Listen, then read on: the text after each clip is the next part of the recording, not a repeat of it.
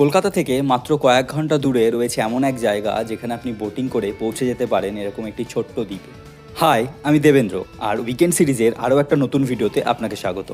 আর আজ আমাদের গন্তব্য হলো পশ্চিমবঙ্গ আর ঝাড়খণ্ডের বর্ডারে অবস্থিত মাইথন ড্যাম। তাহলে সকাল সকাল হাওড়া স্টেশন চলে আসুন, আর সকাল 6:15 ব্ল্যাক ডায়মন্ড এক্সপ্রেসে মাত্র 4 ঘন্টায় পৌঁছে যান বরাকর স্টেশন।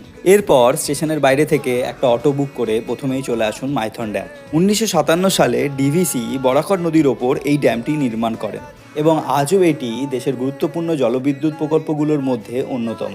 আর এই মাইথন ড্যামে রয়েছে বোটিংয়ের ব্যবস্থা। মাত্র 220 টাকা পার হেড নৌকা করে ঘুরে দেখতে পারেন লক গেট, স্পুন আইল্যান্ড ও ছোটা পাহাড় নামক এই ছোট্ট আইল্যান্ড। এরপর চলে আসুন ভান্ডার পাহাড়ে। এই পাহাড়ের ওপরে রয়েছে শ্রী অমরনাথ শিব মন্দির, যেখানে পৌঁছাতে গেলে প্রায় 300টি সিঁড়ি ভাঙতে হয়। অমরনাথ শিব মন্দির দেখে চলে আসুন আজকের শেষ দর্শনীয় স্থান কল্যাণেশ্বরী মন্দিরে। এই মন্দিরটির বয়স প্রায় 500 বছর এবং এই মন্দিরে মা কালী কল্যাণেশ্বরী রূপে পূজিত হন। কল্যাণেশ্বরী মন্দির দেখে আবার ফিরে আসুন বরাকর স্টেশনে এবং 4:55 ব্ল্যাক ডায়মন্ড এক্সপ্রেসে করে রওনা দিন কলকাতার উদ্দেশ্যে। তাহলে একদিন ঘুরে আসবেন নাকি মাইথন থেকে?